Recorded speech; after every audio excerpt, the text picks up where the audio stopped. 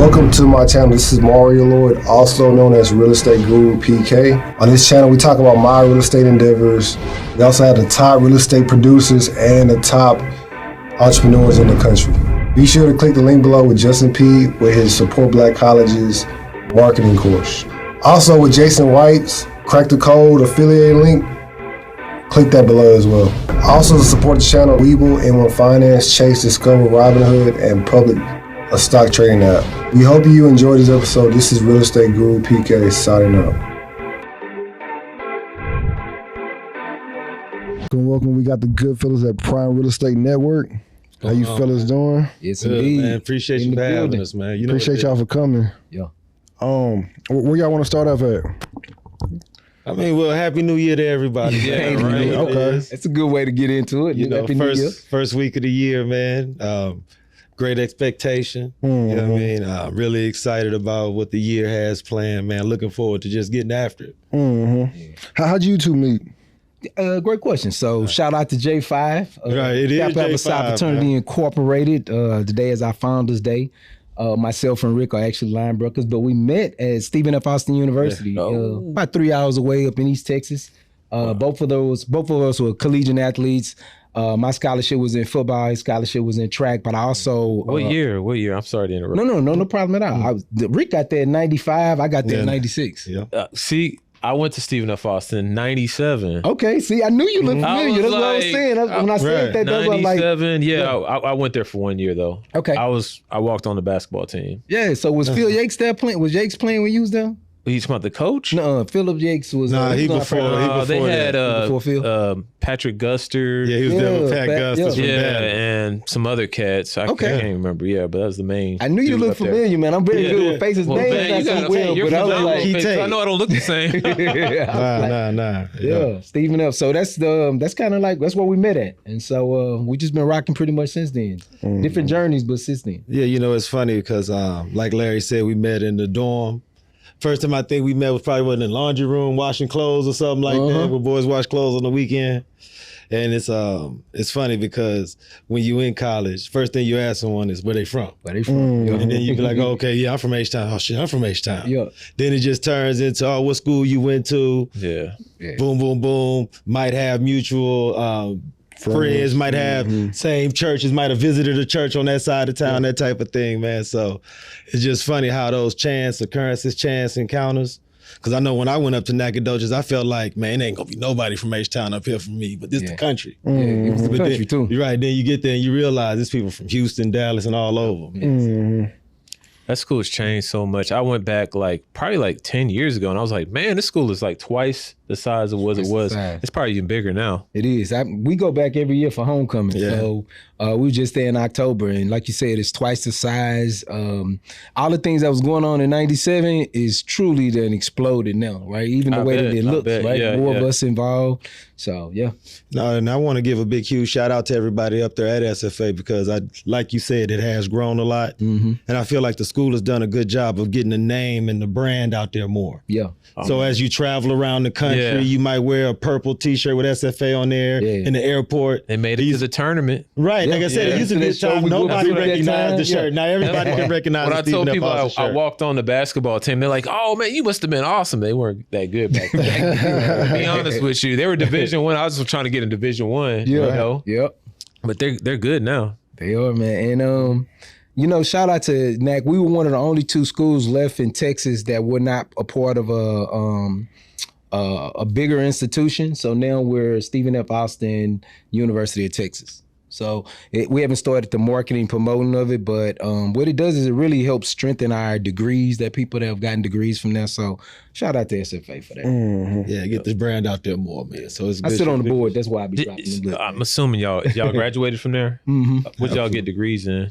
Mine was marketing. So I double major. I got a marketing and general business degree from there. Nice. Yeah, mine was in general business and marketing as well. Do y'all feel like, I know this is what Mario likes to ask, do y'all feel like that helped y'all, or do you feel like, as far as y'all's blossoming from that, did like everything just fall in place after you got out? I'm like, oh, maybe all this stuff I learned kind of does make a little bit sense, or not really. You want to take it first? Well, it's funny. At the time, And I'm just gonna be transparent. At the time, you're just trying to get to class, get to practice, get to dinner, get to the bed, get back to the dorm room, and start the day over. So you're not really projecting into the future. At least I can say I wasn't. Yeah. You know what I'm saying? I was going day by day, class by class, practice by practice till I can get out of here, doing my time. Now, once you actually become a part of this real world, business, professional life, you start reflecting back and you appreciate, okay, I'm glad I went through that. I'm glad I was exposed to that. It's because it helps you out a lot. Like I got one example is, until I actually went to college, I never had an opportunity to meet people from areas where their immediate family, mom, pop, were like mayors. Or sat on the city council or might have ran for governor and didn't win or something like that. Yeah. So I think college from that perspective, it opened and broadened my horizons to meeting other people that looked like me that were operating at a level that I hadn't been exposed to. You know, and it's crazy that you mentioned it that way too, Rick, because for me, college was initially a shell shock, right? I come from South Park, Hersheywood, out of Houston, Texas. I got a mouthful of goals, not the grills, but I had a mouthful of goals that was cemented in at the time. And so for me, it was a shell shock walking around the campus, everybody kind of like hesitant of who you are. You know, in my headphones, I'm jamming screw music and not understanding, you know, the other things. But to answer your question, I did get value from it because of the networking. So while we were there, we actually even owned a nightclub because we would throw parties all the time. And then we took the relationships from throwing parties, sat down and met with a couple of people, and we put a nightclub together. So we hosted the college parties and stuff like that, which that network allowed when I got into this real world, got into the real estate game, I had a network already. So I was able to use that fuel from that network in order to help me fast track my real estate business. So for me, the networking was the real thing you walk away. You get the degree, it's cool. You don't even remember half the stuff you learned that from it. But what you get from it is the relationships, the ability to make phone calls of students' parents and have somebody take care of you and show you love. Right, and the cool part about it, and speak to Larry's point is, and I urge everyone who's part of your audience that may be of college age to jump out there and start businesses, get involved. Because like Larry said, when we had the nightclub, it wasn't necessarily about how lucrative the business was or how long we had the club. It was about the fact that we was planting flags as business people. And what we didn't understand, to Larry's point, is how everyone around us who heard of what we were doing, who saw what we were doing, it was implanted in their mind that as we moved forward, moved back to Houston, started doing business in Dallas, people knew these are real business people. These dudes, they've been getting after it like this. This isn't anything new.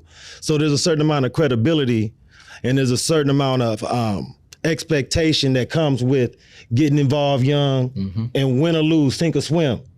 Just letting the world know that I'm out here to be counted. What's up?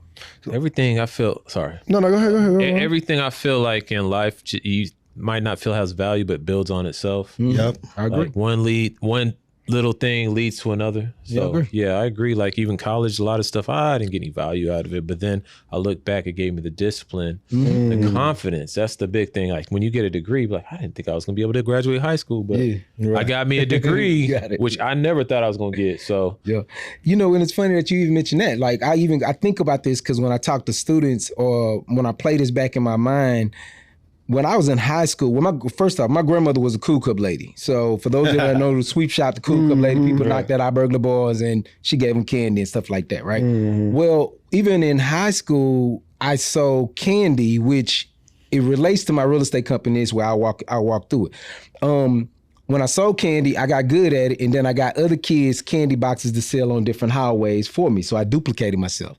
I did the exact same thing when I went to college. Got in college, started to sell candy for this field trip that my sister was gonna go on that took her 4 years to go on. But in the dorm rooms, I gave these baskets of candies to other students. They sold it out of their rooms. Now to fast forward that to the real estate brokerage firm, we have over 70 plus agents. And I've taught them the skill set that I learned through selling real estate. And now I have 70 plus people going out and duplicating real estate, selling real estate across the state of Texas. So it's funny because those same fundamentals that I use with candy back in the days, or I use in my adulthood as a real estate broker. It's crazy. Okay. How much were y'all making when y'all was when y'all had the club? Nightclub? That's a good question. I was doing most of the books, so I would probably say a weekend we were pulling in anywhere from 3 to 7,000. Are you serious? Yeah. Now we still had bills and stuff. Now, what we didn't know, the fundamental that wasn't smart about us is that it was the largest. We had the largest nightclub in East Texas, second largest in East Texas. The only real black one at that time, right?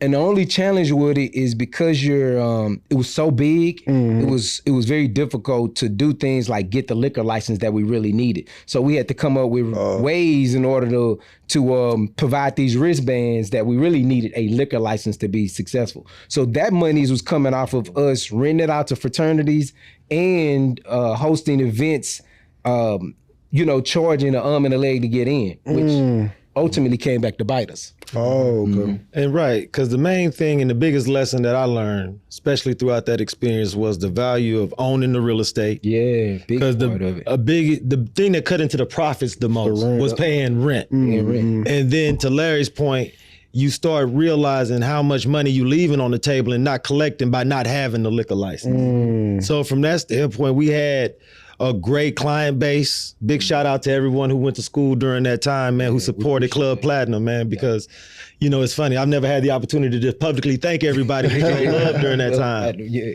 know what I mean? But that was one of the things, and everyone out there that's a business owner, especially in the entertainment, if you have entertainment endeavors, is to make sure that when you do have your opportunity to have the spotlight, you can collect every dollar that's out there, because it's not going to be about the money that you make, because a certain percentage you got to reinvest back into the business. You start thinking about all the money you left on the table, which could have kept the movement moving forward quicker. So when did y'all realize y'all had to end it? Like, what was like that pivotal moment when y'all was like, at the end of our lease, we did a year lease, and for us, again, the biggest expense that we had, and you got to think when college students go out of town for the summer, those were months that put us deeply into the hole, because we were probably paying almost $4,000 a month for the building. Right. And we didn't know though. It was like some type of club before then, but we walked in, we did it right, and then when that summertime hit, when everybody was gone, it was hard to make the bill. So we went 3 months into the hole. At the end of that lease, it was time to cut it off, because all we did was just duplicate things that we had seen take place throughout the city of Houston, because I threw parties in Houston before I left to go to college. So I would do things at places like, I don't know if you remember, but there was places like Stadium Bowl, Drumsticks. These were like places that you would rent out and throw parties. So I just duplicated that mindset, took it to college. But that debt, I had never seen that much debt. We could rent a building out here for $800, $400 or something. You going down there and then we get up to $4,000 a month and just rent. And that was the decision making that allowed us to be like, you know what, let's move on with life. Plus at that point, Rick had graduated, I had graduated. So now we were having to come back down in order to make sure that things ran successful. So I had to drive all the way back to never go? Okay. Yep. At the time, that's what I would do when it ran into the summertime. And then that was another missing key to it, because now that I got to commute here, it's really no value. We don't have people that can be there to trust to host an event on Tuesday if one of the sororities or fraternity wants to run a rave, because we would host raves too. But then they want to do that sometimes on a Wednesday or a Tuesday. And, I'm trying to figure out a way to get into real life. And so when our lease ended, it was done. No, it's funny because, and this just brings me back to another lesson that I learned, was because the nightclub industry is similar to like having a bar or restaurant that's family owned. Yep. People get used and more comfortable when they see the owner there. They may see you behind the bar because you show up at 5 or 6 o'clock, or you own the restaurant and they might see you come from the back and you shake a couple hands. When we started graduating, first I graduated and then Larry and our third partner graduated. So even when we did have partners and affiliates that would host events, the clientele weren't seeing the original founders there anymore, which brought down the momentum. And that was one of the things. So it's like we was mentioning, you learn these lessons so that now as you move forward into adulthood, when you start setting up those lifetime brands, you understand the things that's necessary to have that type of longevity. And then back then, the only people that were hosting parties were fraternities, or you may have an individual that'll throw something, but you didn't have group names. And then when I relocated back to Houston, I'm like, oh, you got groups like Aristocrat Life and these different organizations of people that have teamed up, and they got a whole presidential following. Like, so it was more teams involved. But at that time, it was only frats or sororities that did parties. Yeah. Did y'all having like any mentors or people that y'all based y'all's career off, or people that you look up to or try to model yourself after? It's an interesting question. As far as mentorship, I know there's always people who open up the doors, give you your first opportunity. Yeah. Now, from a marketing and business perspective, we've had the opportunity to meet some really successful people. In college, like Larry was saying, we had the opportunity to work on some partnerships and do some things with people like Mr. Harlan Brooks. Shout out to Harlan Brooks. Huge shout out to Harlan Brooks, his family. Yep. Barbecue Kingpin. Barbecue Don, corporate Maven is from that standpoint. He did some stuff with Larry and myself and some other members of our fraternity that exposed us to how business works on that true professional level. As far as real estate is concerned, I always give Larry his credit, because the real estate thing, the entrepreneurship thing, like he was saying when he was telling his candy story, that was a decision that he made fairly early.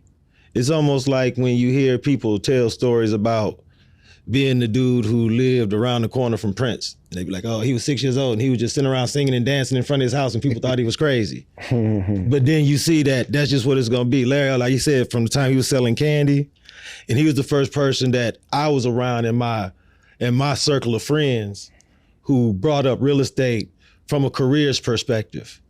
A lot of times you always hear stuff about like, oh, you can invest in real estate, make a bunch of money, and then you become rich.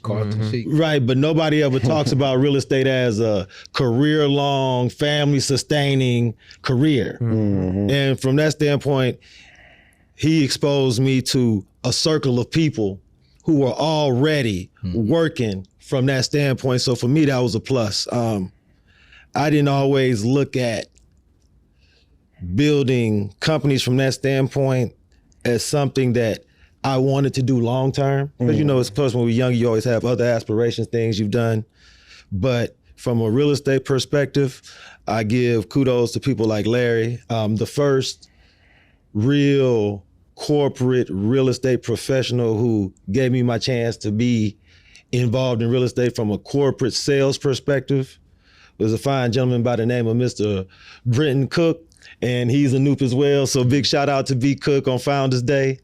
He gave me an opportunity to move to Las Vegas and sell real estate and learn about real estate from a corporate perspective in Las Vegas. So that was something that, for whatever reason, here in Houston locally, I was finding some opposition. It was tough for me to get my foot in the door. So I was able to move to Las Vegas, do that for a long time. And that experience formulated the foundation of how I educate, my sales techniques, and how it is that I train agents. So big shout out to B. Cook as well. Okay. Yeah. So what got me introduced to it, and shout out to the Romar family, because it was one of those cases that where I come from, you really didn't see a wife and a husband like together all the time. So I had one of my childhood best friends, his mom and dad was together. And so I remember them having rental properties. I didn't know much about it, but I just remember that as a kid. Well, when I got to college, one of his sister's husband had a mortgage company. And so he allowed, when we would have these little winter terms or you come home from college, he would allow me to work inside the mortgage company and do processing work. And so what I took from that, one day he took some realtors to lunch. They was dressed sharp and all of them had nice fancy cars. I still didn't understand realtor and all of that stuff, right? And so as I was inquisitive doing this lunch, he was like, yeah, you take them to lunch, you get to know them, get to know their business and stuff like that. And they all had, to me at that time, that fancy cars, dressed nice. I'm like, man, that's nice. I wouldn't mind doing something like this. And so that was my very first exposure to realtors and actually understanding the mortgage industry. So when I first got introduced, I came in on the mortgage side because at that time you could get a mortgage license and all you had to do is pay $300. You didn't have to get classes or none of that. Just pay $300. This was 90. There was a big boom where these mortgage companies were making a ridiculous amount of money. Was that? No, that was in the 90s? No, yeah, that was in the. Well, okay. They got a little bit of money in the 90s, but the early 2000s. 2005, 2000. Oh yeah. Because I had a mortgage broker's license before as well. Oh wow. Yeah, it was money hand over fist back in the day. Yeah. You didn't have as many regulations, right? But that's kind of how stuff fall apart. We had the regulations. And so, not to interrupt you, Larry, and just for the audience so they can understand, like Larry said, this is 94. He was getting involved in mortgages. I didn't have a chance to meet Larry till 96. To what I was saying before. I'm sorry, maybe you're right. No, 994. That's way too early. I was a baby then. Like 98, 90. 98. It was like 98. And the reason that's super important is because like I mentioned and like he's saying, he was exposed young. Yeah. And that vision was something that he wanted to attain. So go ahead, man, because I think that's really powerful for the audience. Yeah, thank you. I didn't even thought, 98. So, because I was still playing ball. So, the Romar family allowed me to understand the processing part of it. And then I got into getting my license right after I graduated college. So, as soon as I graduated college, I went right into real estate, and I've been doing that mainly ever since then. But that was my first exposure to it through learning it through the mortgage side of the industry. So what got you into getting rental properties? So I did that just as a byproduct, right? You in real estate, you helping people buy property. I'm sorry, how cheap were the houses back then? Like how man, you could, it's crazy because I think about the market now, you could get like a 15 to 1,800 square foot house. And matter of fact, I'll tell you, Brunswick Lakes was one of these places that you could get. You could get a 15 to 1,800 square foot house brand new for $85,000, right? And I'm talking about brand new. 50 grand. Like the ones that y'all are paying, like people are paying like $200-$300 now. Like, I mean, I literally watched the market grow like that. But so it's crazy now when I see like dilapidated houses now, you'll see people having to pay like 50 grand for them. You can get them for like 10. Like it was crazy back in the day. Wow. And so just to see the way that properties have evaluated over the last 20 years, it's amazing. But I mean, I'm the same person that when I first relocated back to Houston, we lived in an area called, my buddy Romar, the same that got me into real estate, had a house in Greatwood. So we lived out in Greatwood. So you would drive from the Beltway and see nothing. There would be no stores, none of these places until you got to the Greatwood area. Now it's cities, it's neighborhoods. So over the last 20 plus years, just watching our world change has been crazy. Houston is growing so big. I mean, it's a blessing and a curse at the same time. Yes. Probably for y'all, it's a blessing all the time, all day, all night. But come on, people that are renting, it's just like, oh my goodness. I mean, it's actually still all right. It's not like New York or Atlanta or some of these other places. It's not. We're not like New York. We're not like Atlanta. But the thing is, we're gonna get those people that got the extra money in order to do it. I'm bumping into people all the time that's relocating because from California, right? We're getting California. New York's getting Florida. I mean, Florida is getting New York. In New York, So the thing is, and I appreciate you gentlemen for allowing Larry and I to share your platform to get this message out. Because to your point about those who are renting, the motivation that they may need to buy or get out here involved as far as investing in real estate, the message I'd like to share is this. The state of Texas, one of the things that makes it so attractive to those on the outside are the bountiful corporations, how readily available employment is. So what I would like to urge everyone to consider is that what you want to do is invest in owning a piece of the state of Texas. The best way to go about doing that, where a bank will help to finance that dream and front you a lot of the money, is through a residential real estate mortgage. They'll give you a bag of money for you to invest and buy into the state of Texas in the form of residential real estate, if that's your choice. So just so that people can have an idea of why Larry and I try to educate those investors to have a long-term view, is because the state of Texas is going to be the state of Texas after all of us are not here anymore. So what you want to do is for your kids' kids, is to plant a flag of ownership to say that I'm investing in the fact that the state of Texas is going to be the state of Texas and keep growing from that perspective. Now, the question everyone has to ask themselves is, do I believe in the state of Texas? Do I believe in the corporations that's here? Do I believe the talent that's moving in? Do I believe in myself? Do I believe in the people I work with? Because we are what make the state of Texas and the city of Houston what it is. What's up? So from that standpoint, because what you have to ask yourself is why would someone leave Los Angeles and move to Houston where all their friends, family, they graduated from high school? It's because they no longer believe in the state of California. Exactly. And they believe in the state of Texas. Yeah. So if people from the outside can believe in what we sitting on, how we can't get in where we fit in, and we looking at this every day. Right. And I just don't want people 20 years, 25 years, 50 years from now to have regrets that they didn't plant a flag and own a piece of Texas when it was still bubbling. How you feel about like the youngsters like not wanting to get a mortgage and they just want to rent like a high rise or something like that? I mean, from my perspective, I think a lot of it is commitment based, the anxiety that comes with commitment. I urge people from that perspective. I'm not here to change anyone's mind. I try to educate. And what I also want to make sure I expose everyone to, that there are a myriad of ways to invest in real estate. So if you living where you stay, if you don't want to buy the home and invest in where you stay in, okay, we'll invest in something that someone else wants to rent on a short-term or long-term basis. Join a investment collective where you all can pool your resources and invest in something larger that you don't have to operate or be a part of hands-on. Larry can speak towards pooling your resources with other like-minded investors and investing in commercial properties, multifamily units, condos, hotels. Yeah.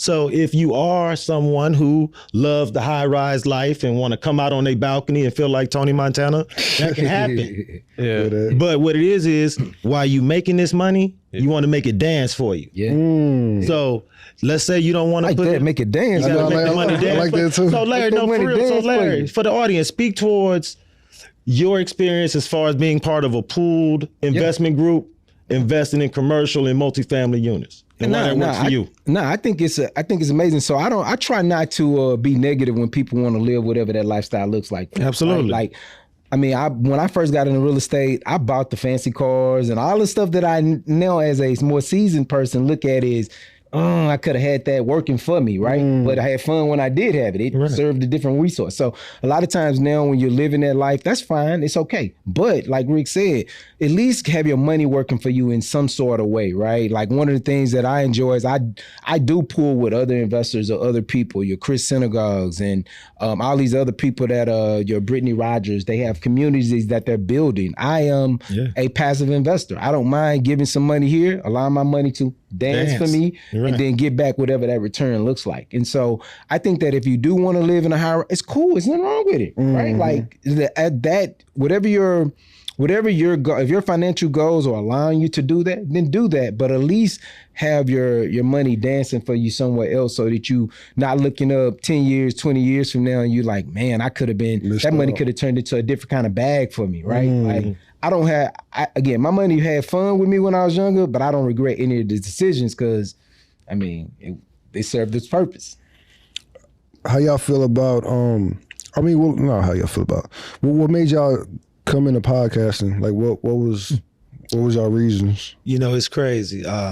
It's funny. Well, let me first say this. No, go ahead. Because it was really more, the Prime Real Estate Network podcast was really Rick's vision. And so, and I say that because I had seen him I had seen, podcasters through YouTube and stuff. I was like, oh, okay, that's cool. But it's never been a lane that I desired to get into. And then one day Rick presented the opportunity. So. No, the podcast thing, and it starts off, like I said, my first opportunity in real estate was in Las Vegas. I was working for publicly traded. What year was this? I'm sorry. Okay, I first got to Vegas 06, 07. Okay. Yeah, I never forget it. Okay, matter of fact. The cookie was going to start to crumble, right? No. 08. Matter of fact, I want to say I got the license, and everybody can fact check my first weekend in Vegas because I drove my car from Houston. I drove my pearl white Cadillac. You know what I'm saying? I was super H-Town at the time. Yeah. I drove my LAC to Vegas, and that first Saturday, when I dropped my bags off in my apartment, was the Floyd Mayweather Zab Judah fight. When when Zab Judah hit Floyd Low and the uncles and the daddies jumped in the ring and they were fighting in there, I was at that fight. I always that's my first vision when I moved to Vegas. But I got my license a little after that, and I was in Vegas for 7 years from that point forward. But what made me do the podcast was because in Vegas, everything was about marketing. If you go to Las Vegas, you know, advertising is king. They got faces, names, Wayne Newton. At the time, it was Wayne Brady. Celine Dion was selling out. Wayne Brady, man, he got a great show. Wayne Brady used to have Vegas popping, man. So Boy, it was crazy, man. Look, I'm telling you, so it was Wayne Brady had his face all over where he was grinding it. Celine Dion was selling out Caesar's Palace, and where's my girl, Toni Braxton? She was right across the street from Caesar's Palace. What's that? We got to reminisce in there. Yeah, no. So what it was I'm gonna tell you, the builder that I was working with, I had an opportunity that I was part of their marketing calendar for the home builder. And then from that, there was a billboard for a short amount of time. But there was nothing from a financial compensation standpoint. It was almost like part of what you were doing. It's part of the job. But I was happy to have the exposure. It was my first chances in real estate, so it wasn't really anything that I really tripped off of from that standpoint. Moved back to Houston, working with a new developer, a new home builder, and it happened again. It used to be a show on ABC 13 in Houston on Saturday mornings called Hot on Homes. Hot on Homes, yep. I was featured on that. Right, and I was featured on Hot on Homes several times. Yeah. And I started having people would come through our office and had recognized me from seeing me on ABC 13 on Hot on Homes. Who thinking people watching a real estate show at 9:30 in the morning on Saturdays? Yeah. But you'll be surprised how many people was watching it. But once again, no compensation. It was almost like, okay, this is part of your duties. You work here for us. This is part of what we do to market our company, and you're a face of that. Okay, you can respect the game because real estate market was good. Money was flowing. Closings were coming hand over fist. But when I had the opportunity to branch out, independently start my own real estate company, do my own real estate thing independently as a realtor. One of the things that Larry and I used to talk about as me being new to the brokerage, him being a broker, him having the experience in the market were the things that you could do to differentiate yourself from everybody else in the market. And it was a conversation that I was having with one of my younger family members because, you know, you start off marketing to friends and family. I got a license now, I'm in the game, come do something. And one of the things that people would always say is, man, Rick, it's already 1 million realtors. And I don't know why in our community, people feel as if there are so many realtors of color, male and female, that for some reason, that's a hindrance to wanting to get involved. That let me know that one of my missions had to be to educate, motivate, and inspire more people that look like me to want to get involved in real estate from a professional perspective. Because to the point of what Larry was saying earlier, before I actually got my first opportunity to work in real estate and sell properties, I had no idea that there were people who would sit in houses, wait for people to walk in houses, have them order a house, and they pay you to watch people sign paperwork. I had no idea that that was even a thing. And so what I started trying to make sure of, and one of the passions that I have, is that education and inspiration standpoint, because Larry can speak to this. When we were in high school, there was no Entrepreneur's Day. 99. There were no business owners that came in and talked to our football team and said, you know, guys, when competition is over and you take the pads off, or when you get out of school, a job isn't the only thing that you're good for. Because a lot of times, especially when you play sports, you can feel like you're marginalized, especially in colleges. You can feel like you're steered in certain directions, and they don't always expose you to business owners from that standpoint. So as far as the podcast, Larry, he's a risk taker from that perspective. Like he said, I don't know if it's his background from being an entrepreneur from a child, but he's not afraid to try new things. He's not afraid to be a real estate broker and have a clothing label and invest in the arts and work with grandparents and their grandkids. It's an eclectic view of life. It's an eclectic view of business. But when I brought this opportunity to him, it was something that he felt like, well, let's move forward, let's do it. And the things that have come from it have surprised him and myself. So it's something that we're glad that, you know what I'm saying, it's something that people have been able to take to.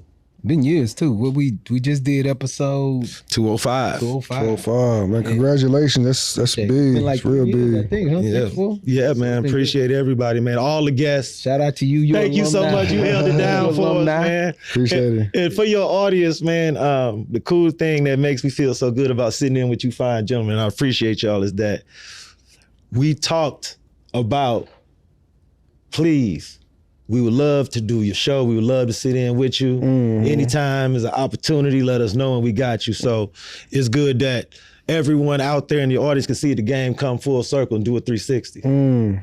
Okay. So what would be like, I know everybody, like, if I could do my life over, I would do this first. So do you have a template for your kids or for yourself? Like, what would you do differently?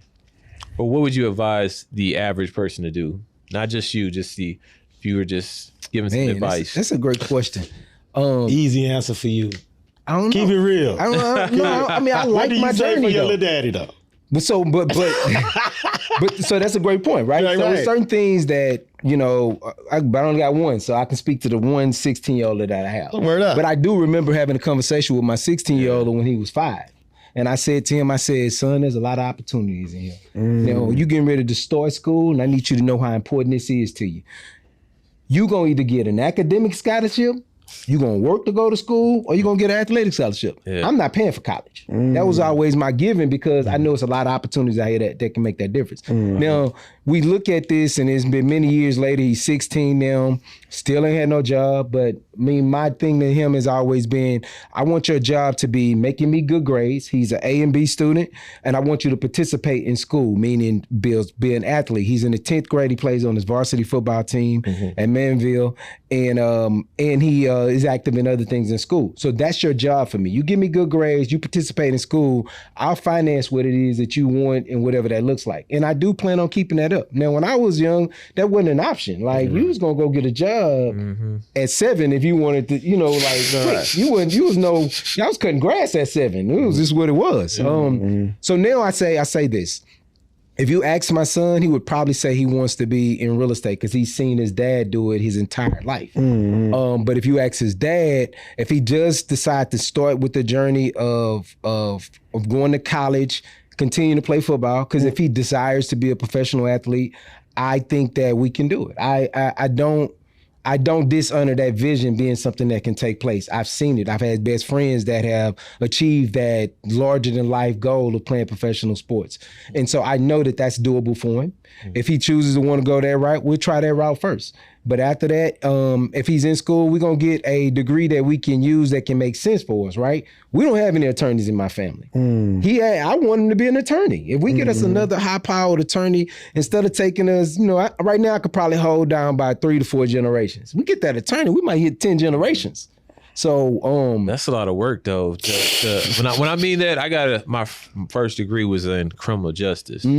And I was like, man, I got to go to law school or I got to be a cop or something. And I was like, law school, that's all you just writing, and I don't like to write, you know? Yeah. So, I think you need like a little bit more passion behind that to go to law school. I know, you got to manifest. Sustain you on them hard days. Yeah, you got to have a dad like me. That's going to talk into that, what that vision look like. Because you got to think about it. No, I agree. Go ahead. You know what I mean? Because it's funny because I'm selling, because when I talk to him about the ideal of it is, so my son is one of those kids that when his birthday comes around in April, he gets to choose to go anywhere in the country that he wants to go to. Does not matter. There's no limit on it. So I want him to be able to afford that opportunity for his kids too. And the thing about it is when I leave this earth, my trusts are not in place for him. He's had direct touch to me. He's been able to learn directly from me. So he gonna have to get out and get it. So the vision the play that I'm putting in place for him is for him to be able to be like, I did this myself. Yeah, I learned a little bit from my dad, but I did this.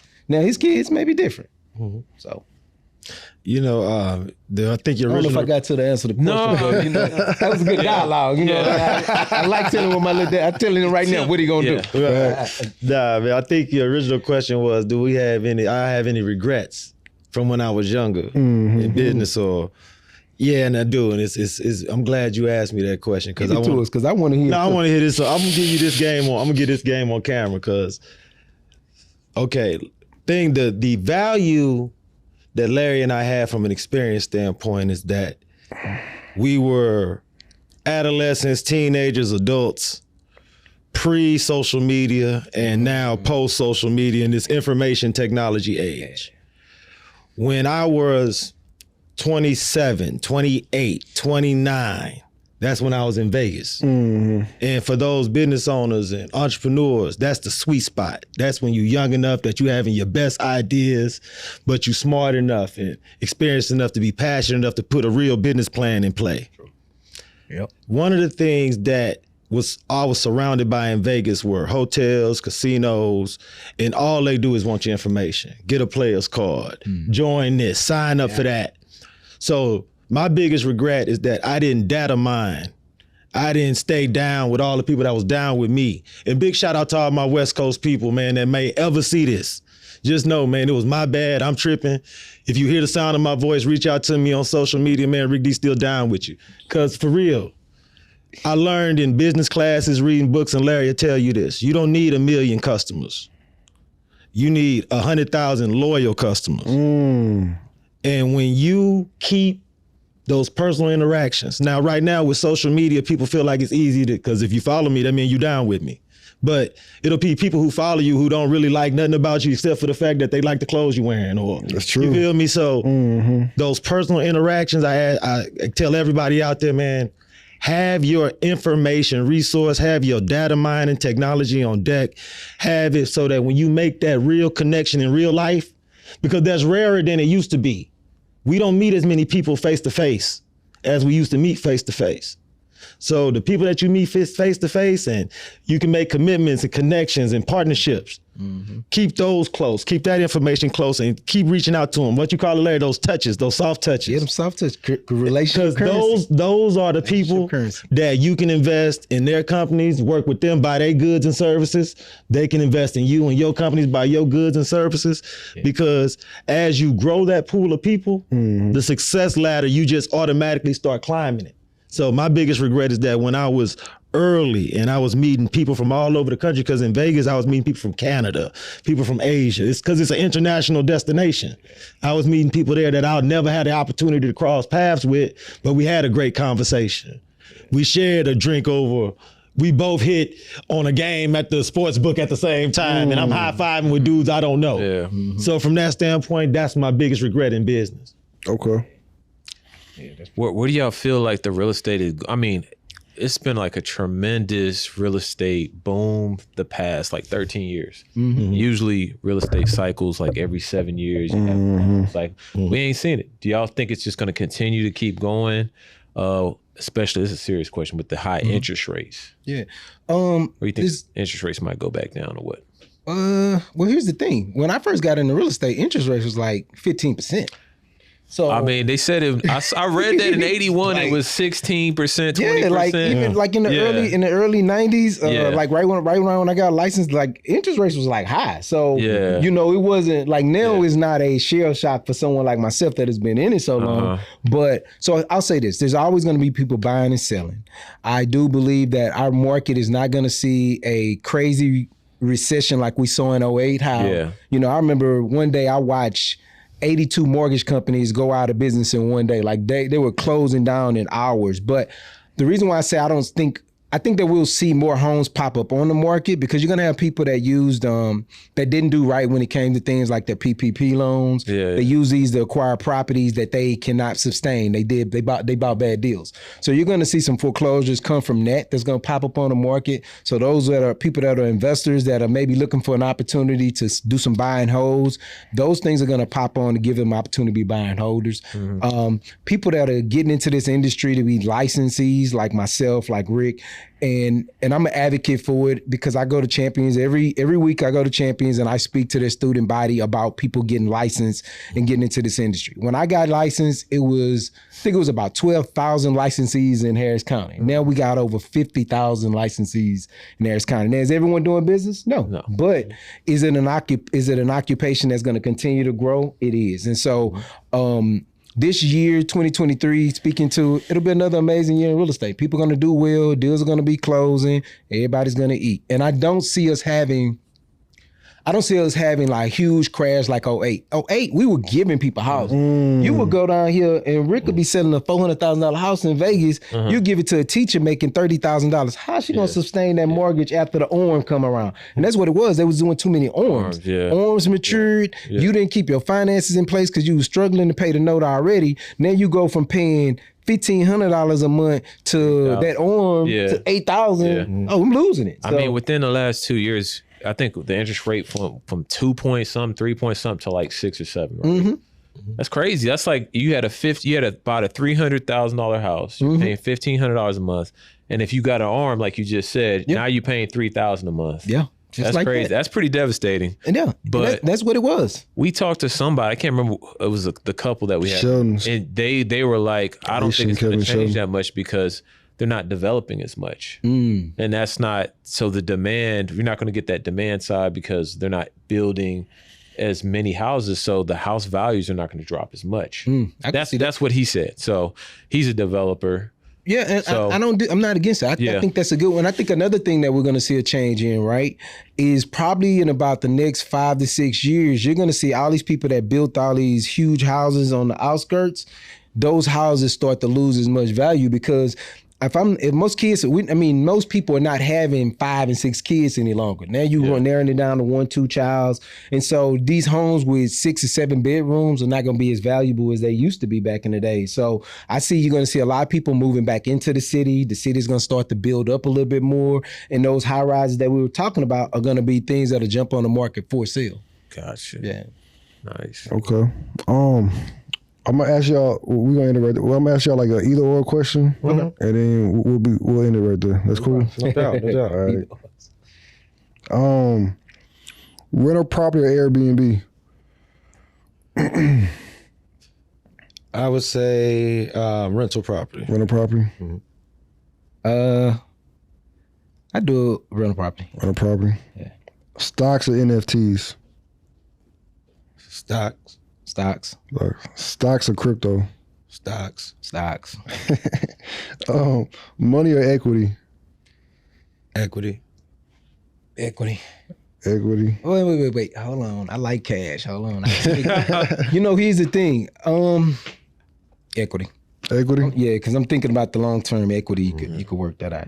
Okay. We mature now. You mature, yeah. Yeah, we grown now. Give me the equity. But it's funny because they had that little thing going on where it was take the blue pill, take the red pill. Yeah, it was like, okay, will you take $50 million right now, or would you take the knowledge that you have at 10 years old? I'll be honest. My answer was I want the 50. I can work the 50 right now. Because the 10-year-old me, I'm still in the hood. Ain't nobody gonna give syrup sandwich Larry. They don't care about what I know. I can know everything I know right now, but still they not gonna give me that opportunity. I'm still a little black kid in the hood with no connections. But you give me that 50 mil, I can show you what to do. Hey, you can go back and get Sally from 5th grade though. You know what I'm saying? Like I got all the plugs with that. Exactly. 2 million followers or rental property? 2 million follows or rental property? Followers like on Instagram. Or rental property? How many rental properties? Just one. Multifamily? I get a hotel? Yeah, right. Hey, look, you give me a hotel, high rise, I'll take the high rise. You feel me? Nah, it's player, man. Give me a high rise, man. I need the wisdom in me that says, because I am someone that makes money from social media, right? I can take 2 million and whatever that value that I can grab off of that rental property, I could probably double up with 2 million followers because I know how to work them. Okay. So I take the follows. Okay. 850 credit score, $1 million. Damn.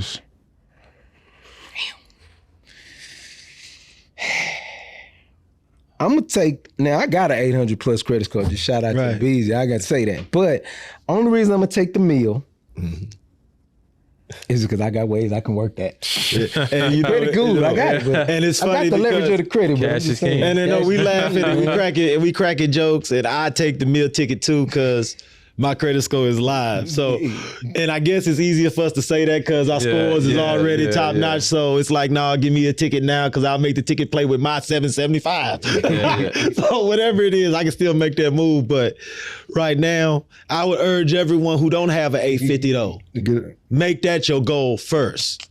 I think a lot of times, and Larry will speak to this point, it's a lot more feasible in a shorter amount of time for you to get to that 850 than it is to get to that meal ticket without an 850. If that makes sense. Plus, if you give me the meal ticket now, I can do what people with 850 can do. I can link you money that's gonna work. So go and get that score up and then get the meal ticket. Okay.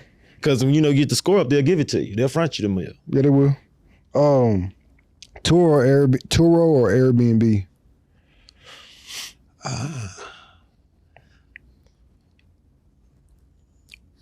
Turo. Okay. yeah. I'm Airbnb. I'm a real estate guy first, and I'm cool with the car thing, but I don't really. And I'm gonna tell you, I'm still going to enterprise. No, and I'm a real estate dude too. And I guess I got caught up in my own personal experiences. You feel me? And I feel like in my experiences with Turo, I haven't ever really reserved the Benz, and then it was a Box Chevy when I got there. You feel me? Don't normally go down like that.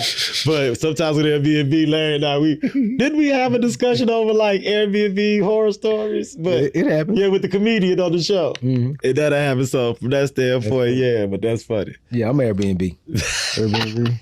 All right. Business or regular credit? Oh, business credit. Business credit. Yeah, I'm cool with business credit. That's fine. LLC. Regular credit, your regular credit still need to be strong. You need to build that up strong. But no doubt. Of course, if you want to be safe, you want to leverage business credit versus your own. LLC or S Corp? So LLC is really to protect you. S Corp is the way that you file with the taxes. So S Corp. S Corp. Okay. It was a pleasure having y'all, gentlemen. Thank you so much. No doubt, my man. Appreciate you, bro. No You're looking good in that PH, man.